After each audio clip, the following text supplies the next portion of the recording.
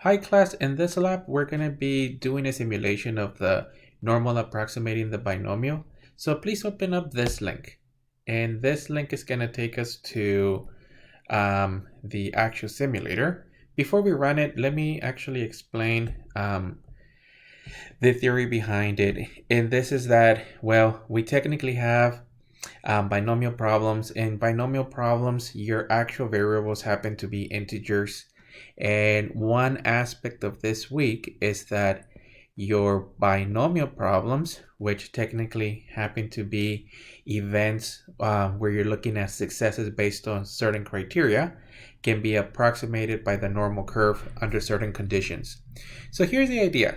All I need you to do is open up the link and press the R and the A, and then capture a picture of this as soon as the actual normal approximation appears.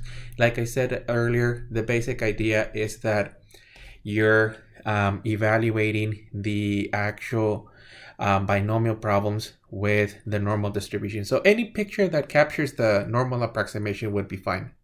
So it's kind of hard to capture it. So as long as it appears, that would be fine for the lab. And then in lecture, we're going to go over the details of when to approximate that.